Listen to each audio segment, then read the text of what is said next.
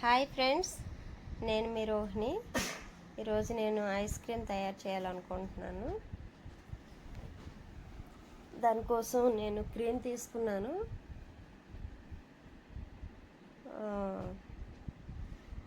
ఈ పాలు ఒక ప్యాకెట్ తీసుకొని, ఫుల్ క్రీము పాలు ప్యాకెట్ ఒకటి తీసుకొని హాఫ్ లీటరు అది స్టవ్ మీద పెట్టుకొని కార్న్ఫ్లవర్లో కొంచెం పాలు వేసి కలుపుకొని ఇందులో వేసుకోవాలండి. ఆ తర్వాత ఈ క్రీమ్ ఉంది కదా, పాలు మీద తీసుకున్న మేగడండి, ఇది ఇందులో వేసుకోవాలి. ఈ మూడు చిన్న మంటలో పెట్టి అలాగా కలుపుతూ ఉండాలి. అస్సలు హై ఫ్లేమ్లో పెట్టకూడదు. దీనికి కావాల్సినంత మనకి ఏమాత్రం పంచదార కావాలనుకుంటున్నామో స్వీట్ కోసం ఆ మాత్రం వేసుకోవాలి. వెనీలా ఎసెన్స్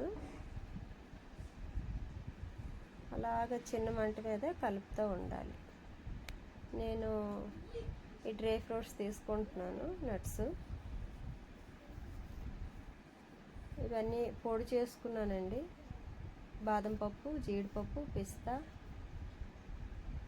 అలాగే చాక్లెట్ వేడి నీళ్ళలో కరిగించుకోవాలి. ఈ కప్స్ ఉన్నాయి కదా, కప్స్ సైడ్ కట్ చేసుకొని ఈ చాక్లెట్ కరిగించింది, నేను అది వీడియో మీకు చూపించలేదు. ముందుగానే అవి చాక్లెట్ అప్లై చేసేసి ఫ్రిడ్జ్లో పెట్టుకొని తీసానండి. అందులో ఈ క్రీమ్ని వేసుకున్నాను. ఫ్రిడ్జ్లో పెట్టి మళ్ళీ తీసినప్పుడు ఒక 7 గంటల సేపు అయినా ఉంచుకోవాలి ఫ్రిడ్జ్లో. ఈ విధంగా చాకోబార్ ఐస్ క్రీమ్ రెడీ అయిపోయిందండి. చాలా బాగా వచ్చింది. బయటన మనం కొనుక్కునే దానికంటే చాలా బాగా మంచి టేస్ట్ వచ్చింది.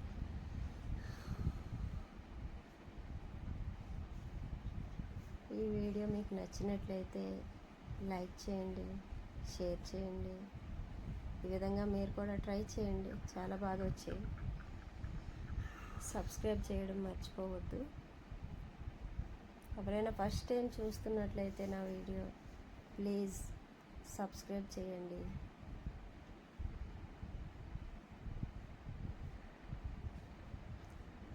ఇందులో డ్రెస్సెస్ కూడా వేసాం కదా, బాగుంది. Mummy super mummy ice cream మా పిల్లలకు బాగా నచ్చిందండి. అక్కడక్కడ డ్రై ఫ్రూట్స్ తగులుతాయి.